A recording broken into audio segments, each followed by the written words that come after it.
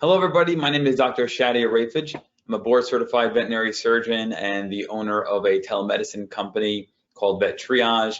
I also am the chief medical officer at a brand new clinic that's run by a rescue organization called Hearts Alive Village Animal Clinic. So thank you so much for having me. I want to thank the National Association for Black Veterinarians as well for hosting this. It's just absolutely fantastic opportunity. I'm in line with your goals, and I think we're going to make some big changes to add to the changes you've already done over the past few years. So thank you so much for having me. When I was creating this lecture, I was thinking about sort of what the goal is. We're seeing a lot more telemedicine lectures out there now, obviously with the onset of the pandemic. My goal here is going to be a little bit different. We're going to go over some basic concepts, but what I ended up concluding was that I kind of want to leave the lecture actually having more questions than answers, because I think we all know that veterinary medicine in general can be quite antiquated in the way that we do things, everything from starting new medications to even social movements to something like telemedicine that's been used on the human side for quite a while. So I think that we're going to go over the facts. I'm going to insert my own opinions, having been exclusively a televeterinarian now for the better half of 9 months, and kind of instill sort of what I think as we go along with the facts here. So hopefully this will enlighten you as to what the current facts are, but also kind of give you some thoughts for future changes that we're hoping to implement here. So this is our outline. We're going to first define what telehealth is, go over some current legislation thereafter. We'll spend a fair amount of time on that. We'll talk about the different types of telehealth that's out there, give you some examples of companies that already exist. There's a large number of companies that exist, as you probably are well aware of. Obviously, I have to, of course, disclose my company is VetTriage. Not only do I utilize veterinary telemedicine in the day-to-day for my veterinary medicine career, but I also own the company. So we're going to talk about VetTriage, which I believe, of course, maybe biased, that it's the gold standard for veterinary telemedicine as we see it, and I'll explain why that is. Trying to be, of course, as neutral as possible. We'll go over some medical literature, future goals, and then if anybody has any questions, comments, or ideas, more than happy. This is definitely an evolution here. So we're all aware of the AVMA as being a very prominent force, a voice in the veterinary profession. They're not necessarily a legal body, but we listen to them. They govern a lot of what we do. And so if you were to visit this website, the AVMA site, they go over the different types of veterinary telehealth. And this is already where veterinarians get lost, because we use the word telemedicine all the time and we kind of have a sort of vague concept of what that is.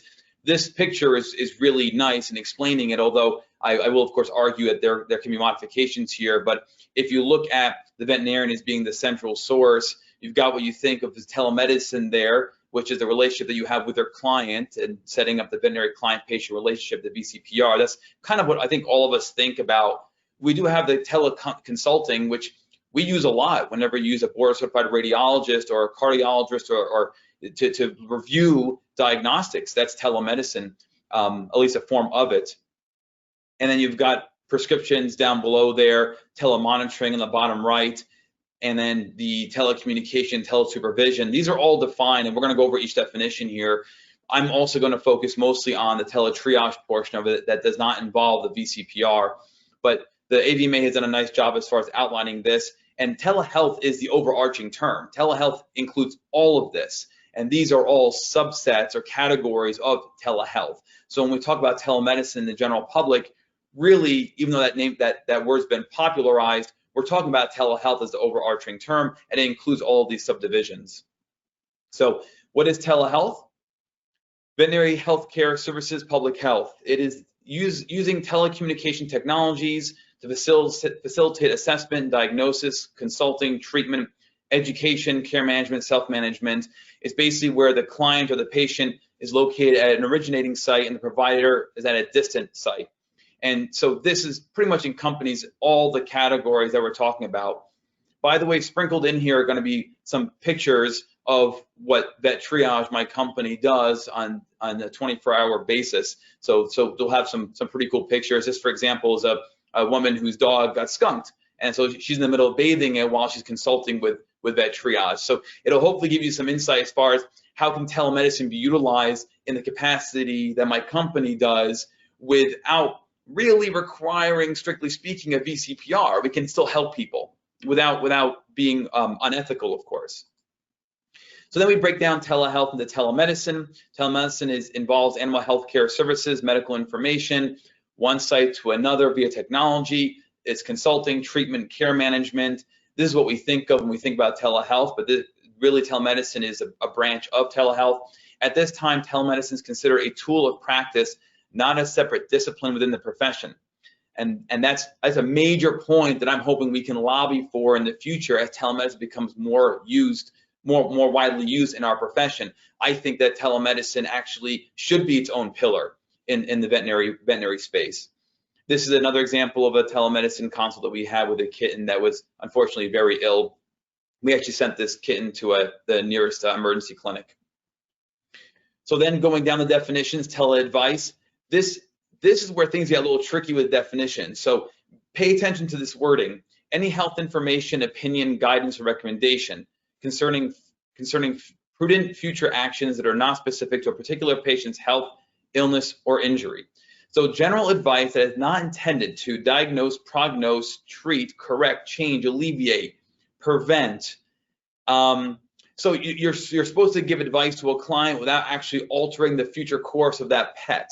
It's a little bit weird. It's a little weird. And of course, that's my opinion, obviously. I'm advocating for a use of telemedicine beyond what we currently are doing. I think it has way more prominence in our field than we give it credit for. And I want to compare it to the human side. So this definition by itself is kind of odd. How does one give advice to a client, to a pet owner, to an animal owner without being able to change the course of the future of that pet? It gets a little bit strange with the definitions, but these are come from the AVMA website.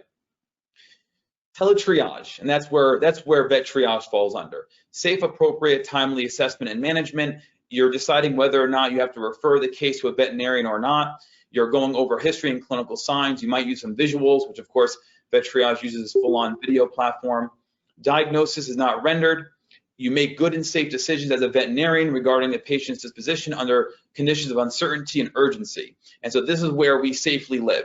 This is where we view telemedicine as teletriage being an acceptable form of practice, if you want to call it practice, we're not really sure, and being able to help these pet owners out without crossing any legal or ethical boundaries. Then we break down the other definitions of telehealth. There's telepractice, professional services over geographic distances. They give examples in AVMA with teledentistry, telemedicine, telenursing. You've got teleconsulting, which a lot of us use anytime we discuss a case with a radiologist or a pathologist. Us, the general practitioners, are communicating with a specialist about the case. Telemonitoring, you're monitoring a patient that's not in the same location as a healthcare provider. So these are just further breakdowns. You wouldn't think that somebody would have a pet goldfish that they acquired from a fair 2 years prior, but there's VetTriage. We're trying to triage a goldfish. So we're going to now switch gears from defining what telehealth is and all its branches to the current legislation. And if you notice some similarities between the definitions, there's considerable overlap between between the definitions of each of these branches of telehealth. And so that creates some confusion. There's some gray areas there. So legislation, of course, is what we all try to ponder when we're talking about telehealth, because we want to know, what can we do? What can't we do? We don't want to get in trouble. We don't want to be unethical. We want to be able to serve our clients and their pets. So the veterinary client-patient relationship, we're going to go over in detail. We're going to talk about confidentiality, professionalism, follow-up and oversight as it relates to telehealth, prescriptions, medical records, cybersecurity, and there's way more that we're not going to be able to cover in the scope of this lecture. There's much more to think about. I want to reiterate, of course, that I'm going to be discussing these legislations and statutes and laws and regulations with some scrutiny. I am not an attorney. VetTriage has attorneys that backs up what we do, but I am in no way, shape, or form giving legal advice. I want to make that very clear. Probably self-evident, but I am going to instill my own opinions, though, as a veterinarian of 15 years and having been a televeterinarian now for 9 months. I'm going to talk about what I think now having had experience with just about 5,000 cases. So we all know that things are changing with COVID-19, and we don't know whether or not some of these changes are going to continue beyond the pandemic. I think that some of the states, like for example, California Veterinary Medical Board, I think they're starting to sort of convert and have some leniency as far as the VCPR and what that means, but we're going to see what the future holds. So of course, these regulations that are currently present are fluid, they're dynamic, they're going to change. They are up for interpretation, which is part of my gripe with the way things are defined currently. There's ways of defining certain words and the details matter. And sometimes when you review the laws, and I've reviewed all 50 states, again, not being an attorney, but from my point of view as a veterinarian trying to promote telemedicine, I do notice that there's some confusion, even some self-contradictory information within the laws within a certain state. And we'll go over that in more detail.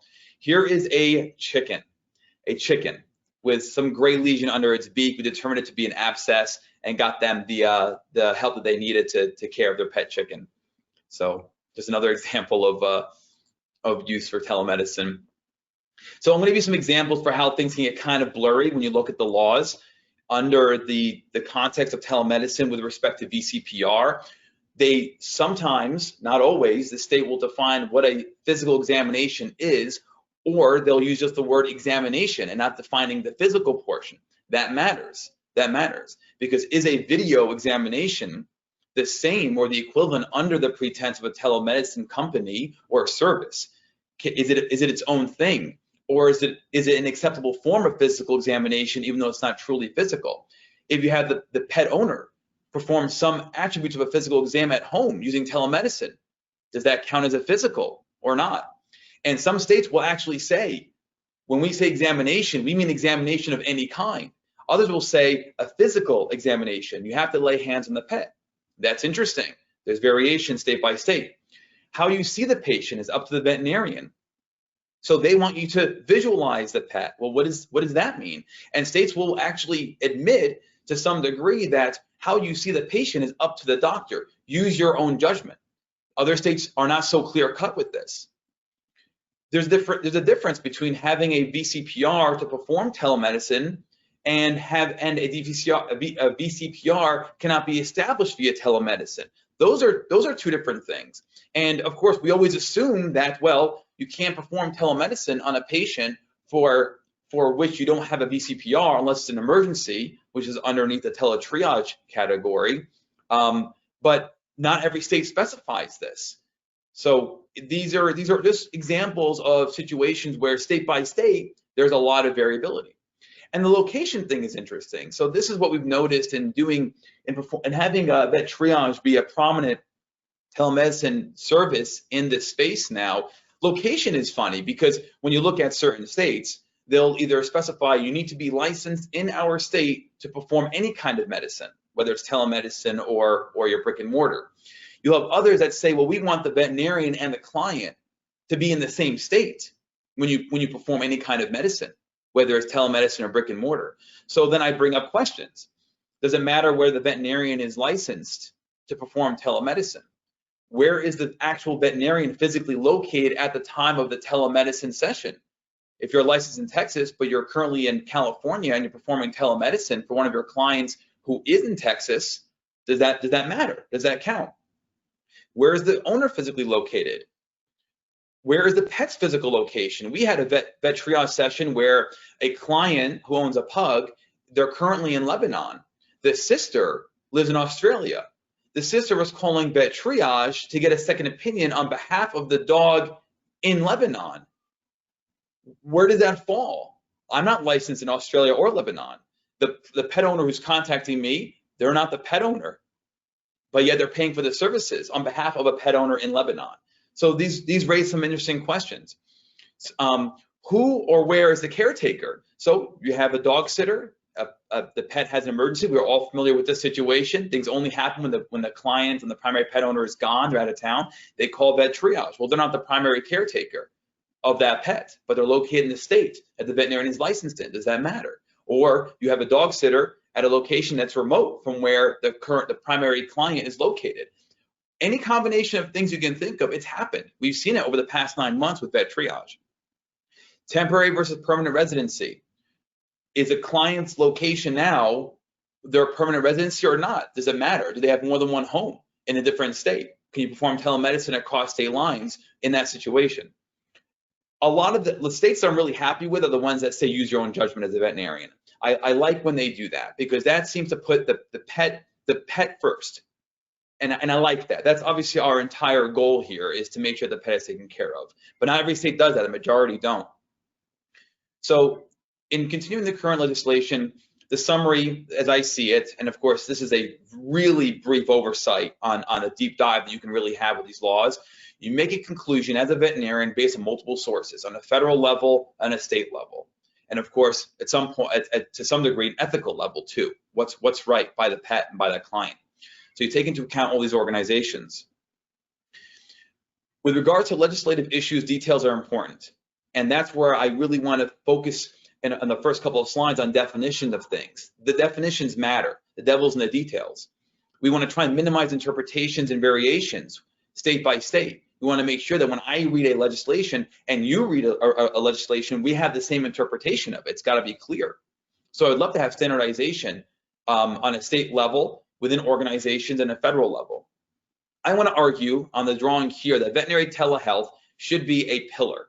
It should be the fourth pillar of veterinary medicine. You've got the GPs, you've got your emergency doctors, you've got your specialists. And most state laws will actually define where these three pillars stand in terms of the legal side of things. They've got different expectations, different standards. I think veterinary telehealth should have its own set of regulations. It shouldn't be just this kind of byproduct in a law that says, by the way, we recognize telemedicine exists. You can't do a bunch of stuff. You can do some things under these guidelines, and that's the end of it. I think that veterinary telehealth is here to stay. And I think that if we're going to do that, it needs to be expanded upon in the laws. And so I would like to think of telehealth as not only being the fourth pillar, but actually a way of bridging all these gaps. We're already doing it. We're already doing it. We've been doing it before the pandemic, and it's became more obvious that we need to do it beyond. So this is just kind of a list of the states that require a BCPR form telemedicine. Obviously, that's the majority of states that require it. There's actually a small number of states that don't require a BCPR to perform telemedicine. So now this is with an asterisk, because some states they're not clear as to where they stand, and you can kind of read that ambiguity in their laws. So I'm going to say this is what I've found in reviewing the laws.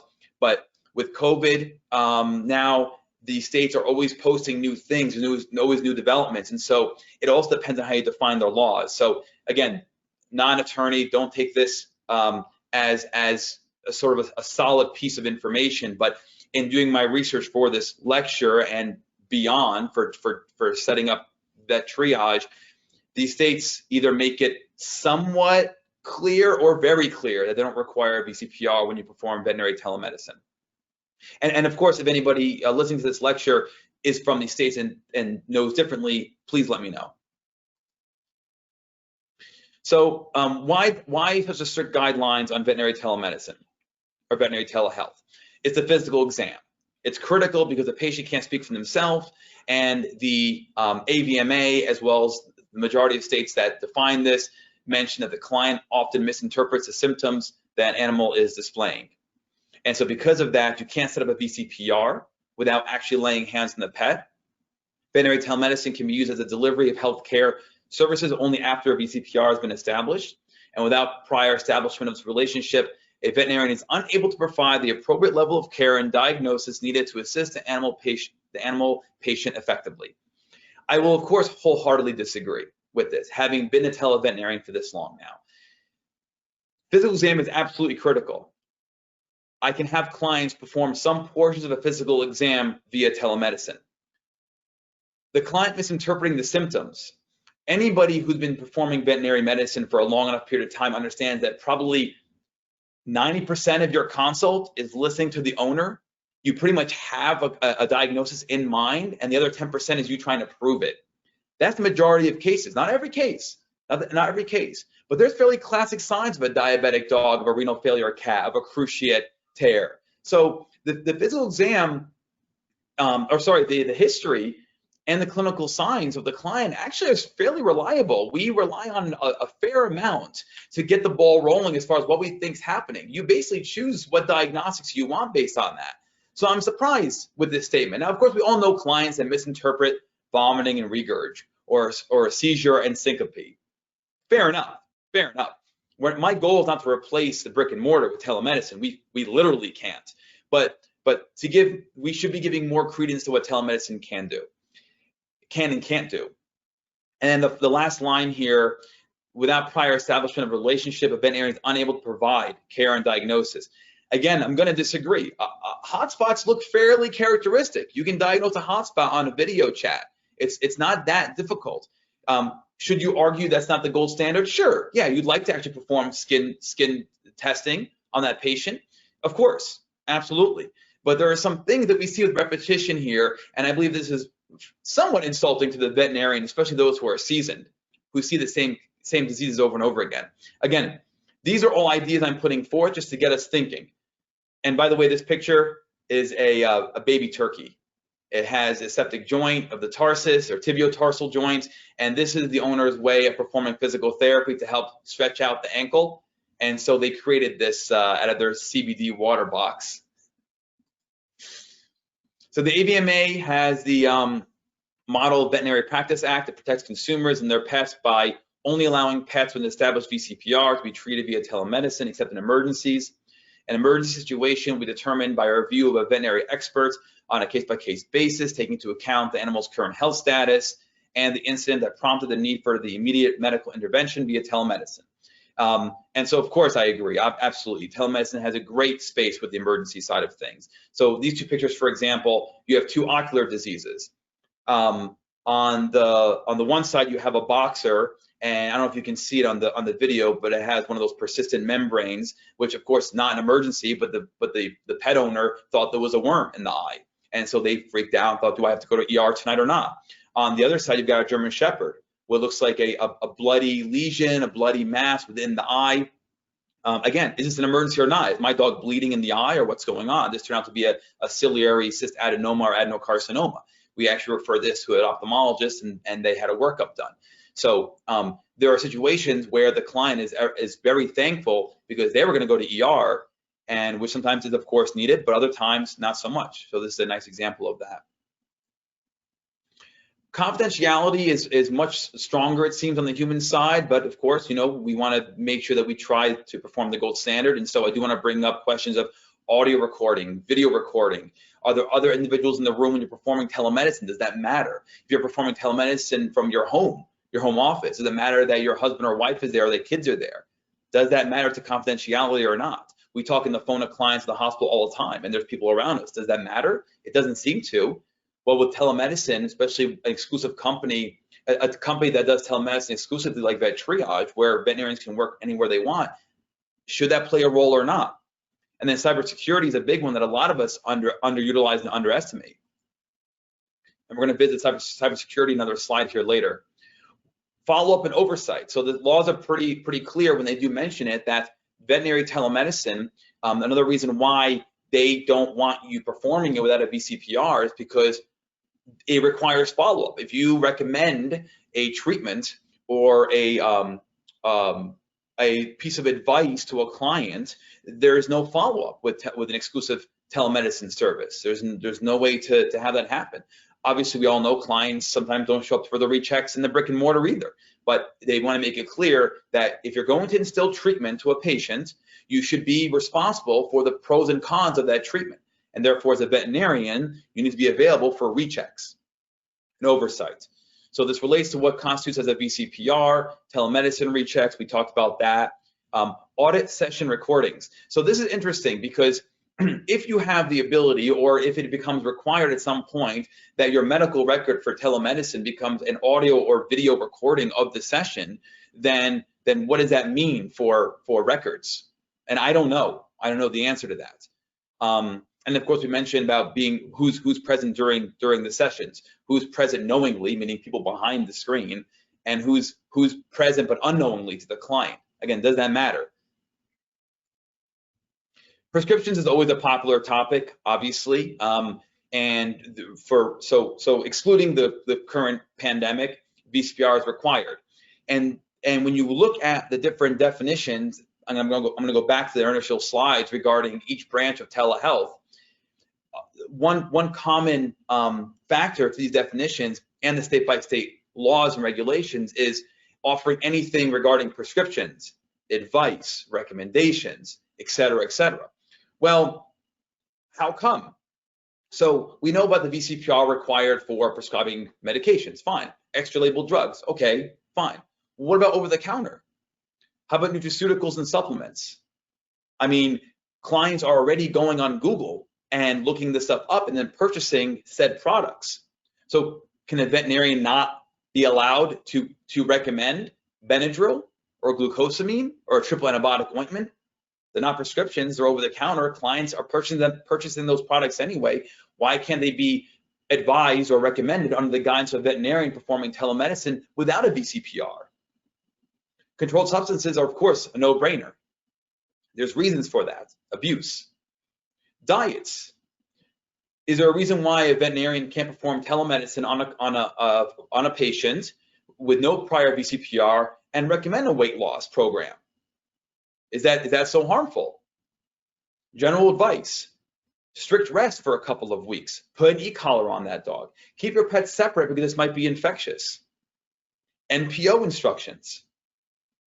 Can these things not be given out by a veterinarian through telehealth, telemedicine, without a VCPR? Seems a bit extreme. And so I really want the reason why I'm bringing this up is because I really want these laws and regulations to be very specific as far as what we can and cannot do. As of right now, they're not. The majority of laws don't really comment on how medical records, where medical records stand with telemedicine. However, when they do mention it, they say you should follow the standard protocols of your hospital, document everything. We can all agree to that. So standard regulations tend to apply. And other states don't mention this. What's the rule on this? If you're performing telemedicine, what are you supposed to do? So I'm going to go back to recordings. Does that play a role here or not for the future? When you have companies like VetTriage that are 100% telemedicine, does that matter? Transferring medical records. So this is kind of in line with confidentiality. We already transfer medical records. So if you're a GP and you're transferring a case to a surgeon or an internist, well, you're transferring medical records. Where does that fall? And then because we do it all the time, nobody objects to that. That seems pretty standard. We are doing it with the client's permission, maybe not officially so, but the client understands we're sending records. We are referring the case. Well, how come there isn't more watch over that? And then how does that fit into telemedicine? If we have telemedicine records, where does that play a role? Where do you send those records? Do you have to send them? Who has access to those records? And so electronic versus paper, there are plenty of veterinary hospitals still that have paper medical records, although the electronic medical records are becoming more and more popular. So does that matter? Does that play a role here? We'll see. The laws, other than mentioning for the most part how long you have to maintain medical records for, and that you actually have to have some kind of records, I want more dissection of this. Cybersecurity is huge. There are hospitals, and you may know of hospitals, or your hospital may have been a victim of cybersecurity attacks. It's definitely under-recognized, underutilized. And so I recommend anybody who's interested in learning more about cybersecurity, go to this website. It's a big deal. It's becoming a bigger deal as more hospitals convert over to electronic medical records, and as more hospitals go underneath the umbrella of a corporate entity and they're sharing things. It becomes an avenue for people who have bad intentions to go in and do some pretty bad things to try and make some money off you. So it's crazy how many veterinarians aren't aware that they need cybersecurity. I had no idea till I launched VetTriage. And so here are some examples of some pretty big hits from companies that have been victims of cybersecurity attacks. So just some examples. But I definitely urge you as a practice owner or manager to look into cybersecurity for your own hospital. It's a big deal. And again, where does it play a role with telehealth? So now we're going to switch gears over to telehealth types. There are three categories as I see it. In developing VetTriage over the past number of years and launching it, I've realized that there's different categories. And this sort of happened unknowingly. As a veterinarian, and VetTriage being a veterinary-owned company, I already knew sort of what clients expect. I knew what I want as a doctor for telemedicine, so I already went that route. But apparently, when you go over the actual research of it, you find out there's three categories. You have companies that offer software, you have companies that perform telehealth with non-video capabilities, and you have those that perform video. So the ones that offer software, these are companies that sell or lease their software to clinics so they can perform their own telemedicine. I don't know if veterinarians prefer to perform their own telemedicine or not. My initial gut feeling, and in talking to veterinarians, is nobody wants to perform telemedicine. They want to do the old-fashioned way, meet a client in the room, shake hands, and do your thing. So I put a question mark here because maybe that's changing. I don't know. But my sense still, after 9 months of doing this, that veterinarians don't want to perform telemedicine. They're not a fan of it. There are day-to-day barriers that make this concept a stressful experience for the client and the vet. Everything from scheduling to charging clients to recheck appointments to fitting in surgeries, things that require actual hands-on. It's difficult to instill telemedicine into your practice. This also does not alleviate the inherent challenges veterinarians face during normal and pandemic times. So we're still going to have booked appointments, double, triple, quadruple booked appointments. You're still going to have walk-in emergencies. You're going to have all the things we deal with on a daily basis. Where does telemedicine lie? Is it really a useful endeavor for a busy GP or a specialist or ER doctor to perform telemedicine, or should it be outsourced? Here are some examples with some information regarding telehealth companies that provide the software to you so you can perform your own telemedicine. And I want to highlight a few things. Obviously, these are not veterinarian-owned companies, so they have a different mindset to this. They may be animal lovers or tech people, but they don't have the knowledge of the culture that we veterinarians have. And so you can look into those into more detail if it's something that you're interested in. I'm sure the majority of you listening to this have already been approached by companies or have already signed on with companies to perform your own telemedicine. The second category of telemedicine, of telehealth, texting, email, chatting. They utilize methods of discussion to troubleshoot problems with pets. There's no video involved with this. And if you look at the wording on their websites, they can be a little bit on the sketchy side as far as who's answering these calls. They'll use terms like veterinary professionals or experts or animal experts or pet experts. And so you wonder who's behind the scenes doing this. So it's an important detail. And a lot of these companies are also not going to be 24/7. So here's some examples of ones that don't really have any video involvement. They're text, phone, email. They have different guidelines, different prices. So some are direct to consumer, others are for the veterinarian to perform telemedicine outside their own clinic, or within your own clinic. Regardless, you don't require a facility to be associated with this. And again, there are plenty of companies out there, and ever since the launch of VetTriage, we've seen ever since the pandemic, we've seen a huge number of telemedicine companies come out, and we've had some copycats to VetTriage. Then we've got video. I do mention here we're the only one in this category. Not that other telehealth companies don't perform video. They do.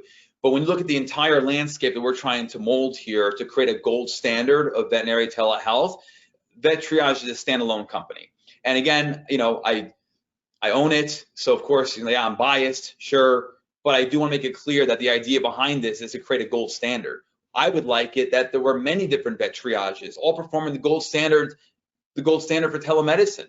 I want there to be laws with this, regulations, standards. There should be. So we utilize proprietary video software. All the sessions are performed with a veterinarian who is United States based and licensed. It's 24/7. It's real time. It's two-way video telemedicine, on demand, no appointments. The cost is the same regardless of how many pets you bring to the table, what species, where you're located, what time of day, what the emergency is. And then we address all species with this. There are other companies that only want to perform this on dogs and cats, fair enough. But I think the future is going to be huge for other species. We're veterinary owned, 24/7, full video capabilities, personalized platforms, personalized protocols. This is for hospitals that want to utilize us as an after-hours answering service, which I'll go into more detail later on. Again, I want to specify that we're trying to expand veterinary telemedicine beyond what's already been thought of. We're trying to go beyond the typical telemedicine that everybody thinks of. We have a novel way of doing this.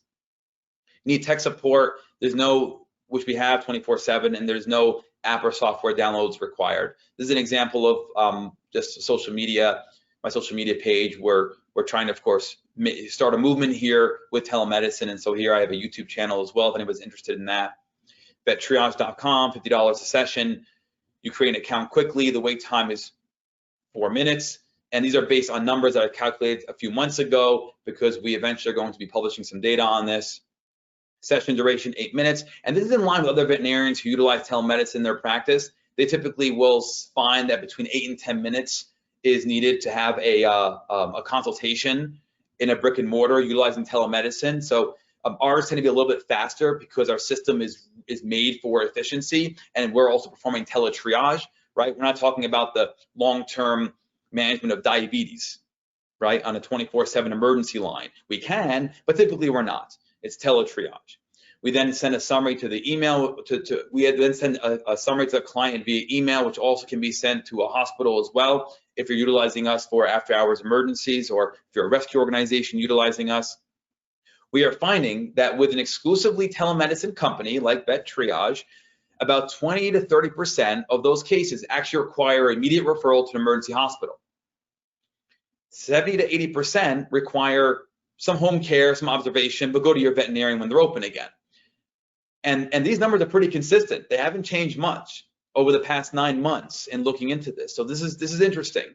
And it is to kind of also support the hypothesis that telemedicine can be used to a degree without a VCPR that can help the pet and the client at a greater level than we are currently limiting based on the current legislation.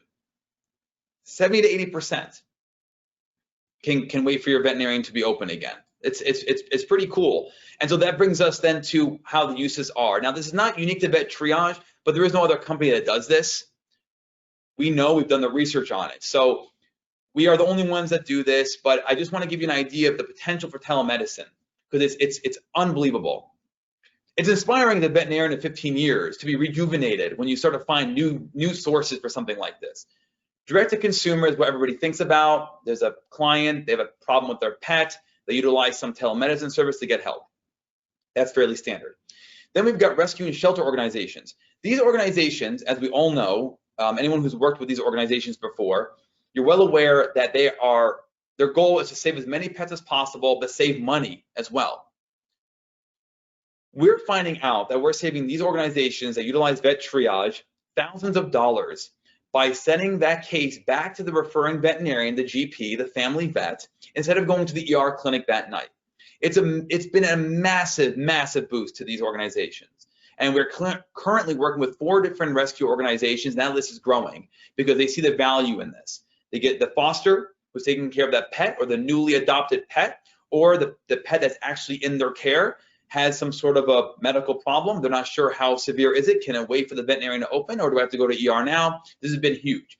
And we personalize these platforms so that the organization can actually purchase credits and just divvy out the credits to their fosters or to their volunteers whenever there's a pet emergency.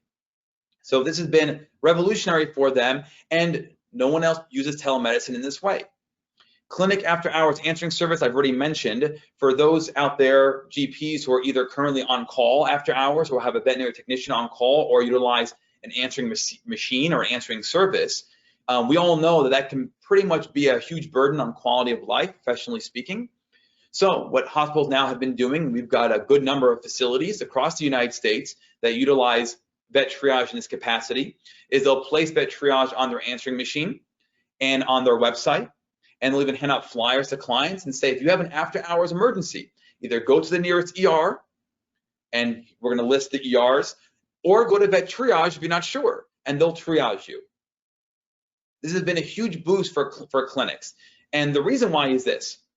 In line with your organization's goals in changing the culture, right? We want to increase diversity. We want to bring veterinary medicine to demographics that have not been allowed the opportunity to have that.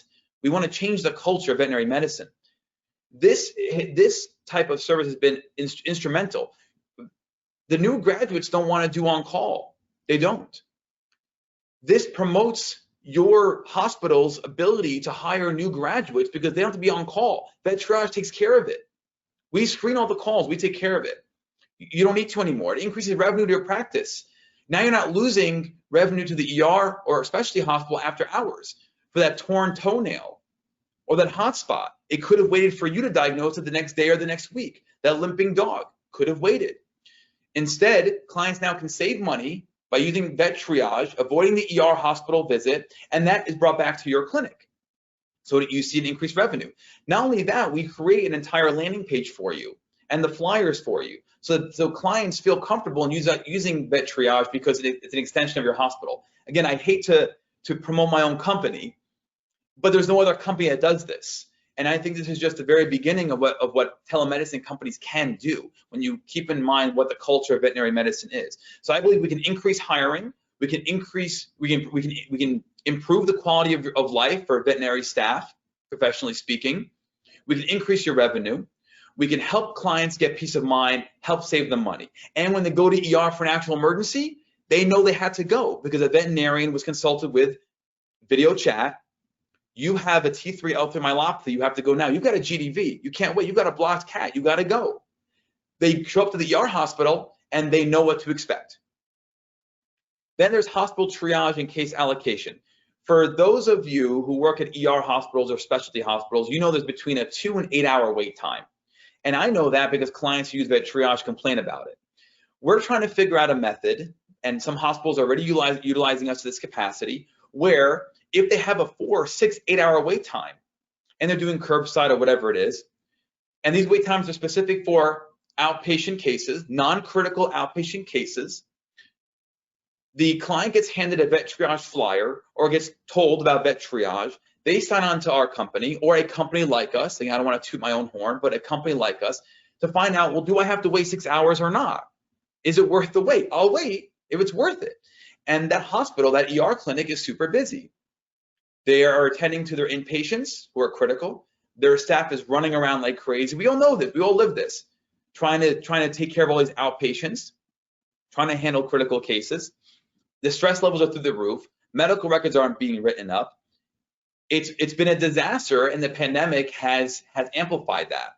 So we want to say, utilize VetTriage. We'll delegate whether or not that case needs to stay with you and wait 6 hours or not. If it's a laceration, you should probably stay. If it's a hot spot, you can probably go home and wait for your veterinarian to open the next day. We'll give you some general advice. So we're trying to figure out case allocation.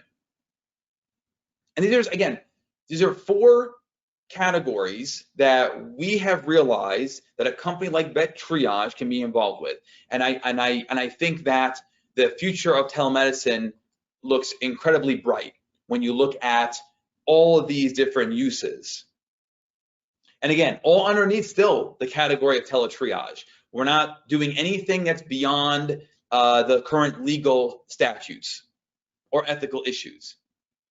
We launched early this year.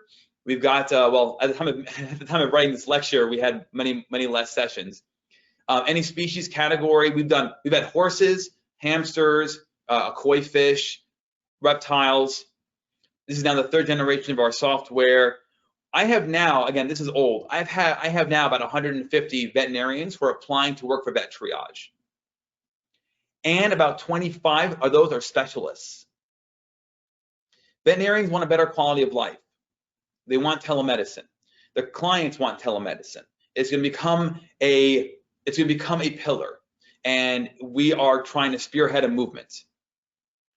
Our reviews are 100% positive. You can check on our Facebook page. Here's an example of our Instagram page. We have clients of all ages. You would think that the young clients are more likely to use telemedicine. We've had people from 60 to 90 years old utilize VetTriage. So it's fairly user-friendly. Clinics and hospitals are adopting telemedicine in general. They kind of have to with the pandemic, but with specific to VetTriage, we're seeing more and more veterinary hospitals reach out to us voluntarily and ask about our services because they're hearing good things. And of course, we've been utilized worldwide. Germany, Marshall Islands, Canada. So just an example of a flyer that we create for a hospital that wants to utilize us, promote us to their clients. It's got a blurb there about what we do, and then you can see there under number 1, that's the landing page. So you go to your own website, it'll lead you to the VetTriage and your own website, your own hospital's collaboration, so your client feels comfortable that we're not a scam. And then down the bottom, you see the VetTriage logo, but that little paw sign is actually the symbol, the logo of the community animal clinic that this is for. So we put your logo down there, and that way clients feel safe and knowing that they can go somewhere they can trust. And then this is a partnership page for those facilities that are utilizing us as an after-hours answering service or are using us for case allocation. Just a nice blurb to help train your staff, just so you know what you have going on. If you want to partner up with VetTriage, it's no cost to the facility to utilize us. Literally, it's a matter of just putting VetTriage on the website, give out flyers, put us in your voicemail, and you can feel relieved that your clients are getting peace of mind in the middle of the night, and it appears to be an extension of your facility, which it is. It's been incredibly rewarding, and clients are just absolutely thankful. So now I'm going to just sort of frisk through some literature. There's only a handful of papers since about 2008 on veterinary telehealth. So here's a paper, 2018 rather. Here's a paper that looked at, they took dogs that were neutered and did the post-op recheck, comparing video conference and in clinic sessions, and they found that that owners had no qualms about the telemedicine part of it. The dogs seemed more comfortable. Their 82% seemed more comfortable. 94% of clients agreed they would use it again. If they had the option of doing telemedicine for other things, they would do it. And so this was a small paper. I think it was just like maybe 10 or 12 dogs, something like that. But this was a paper just showing that, for at least for surgical rechecks, already a BCPR has been established.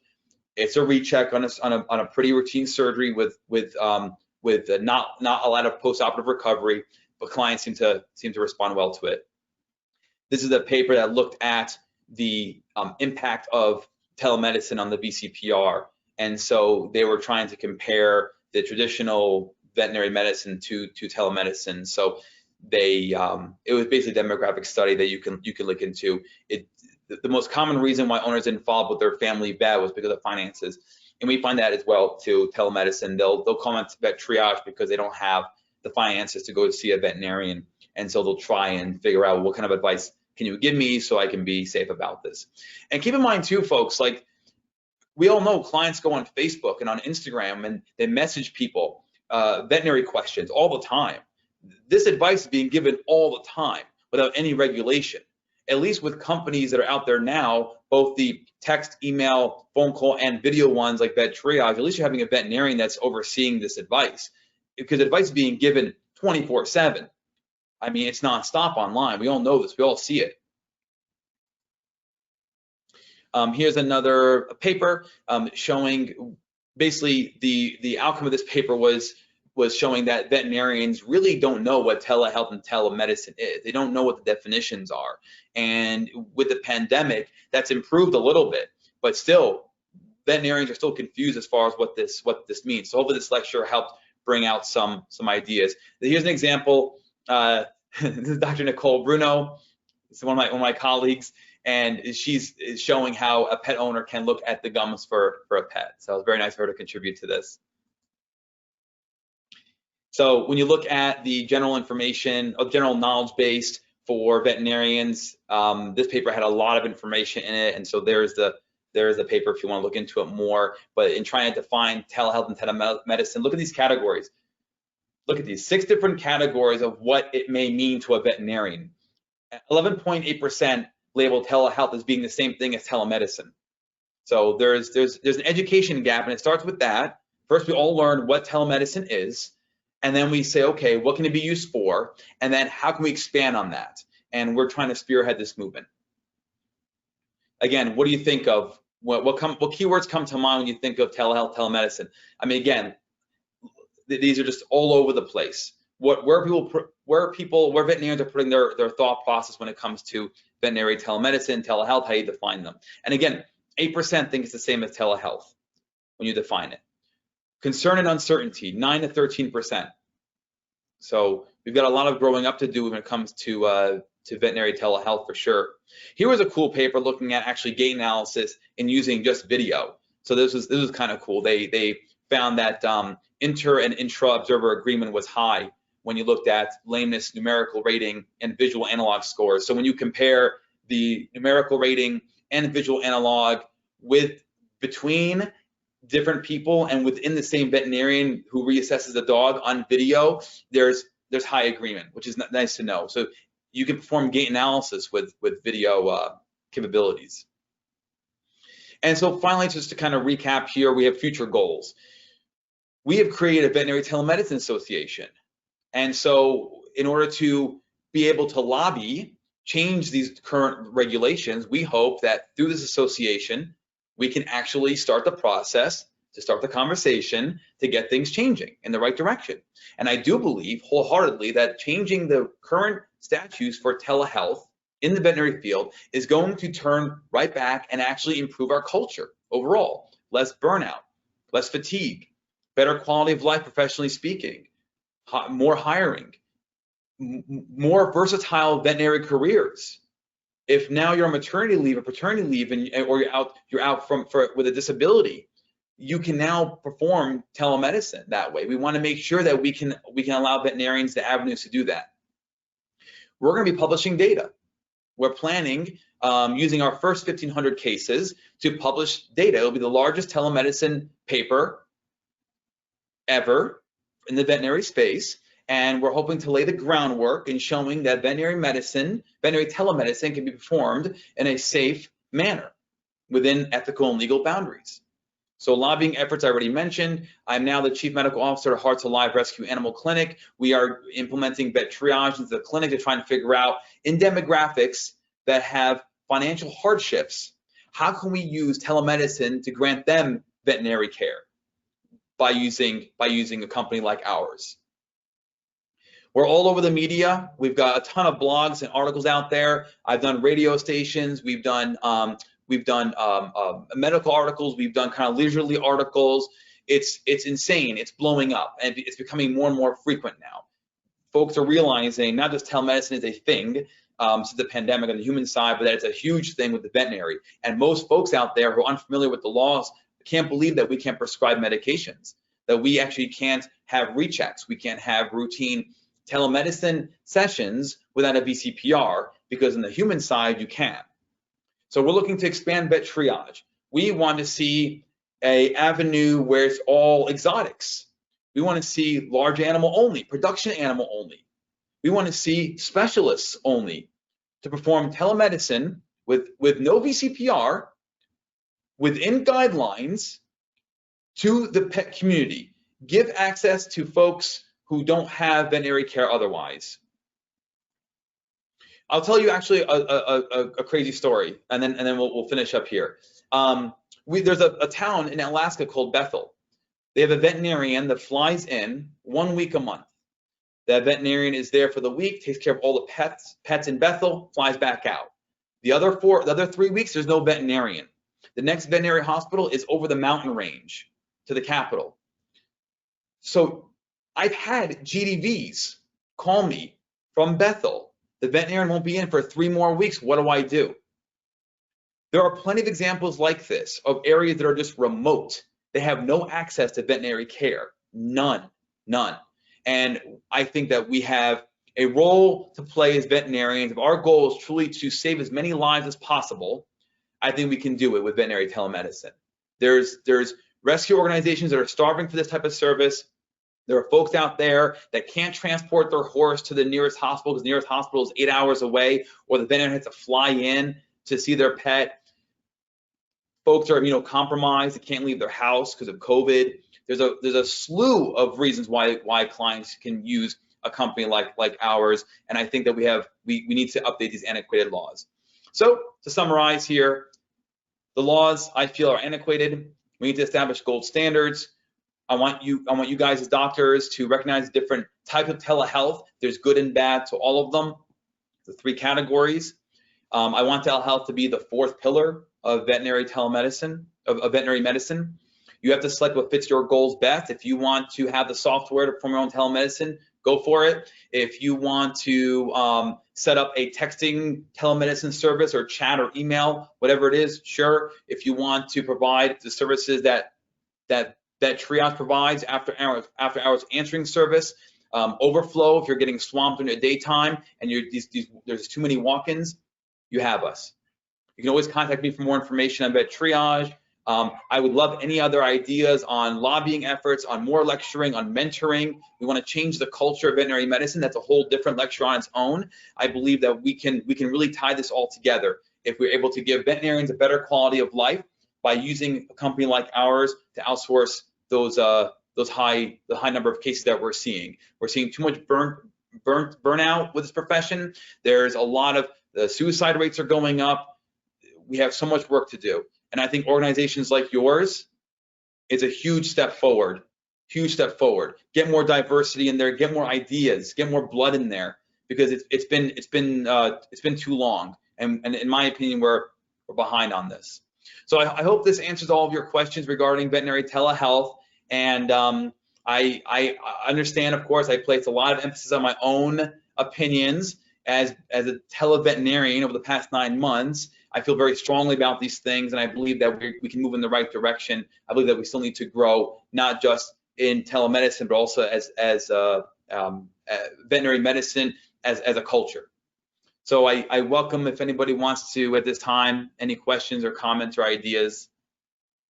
And I thank you for your time. Thank you so much. This was so informative.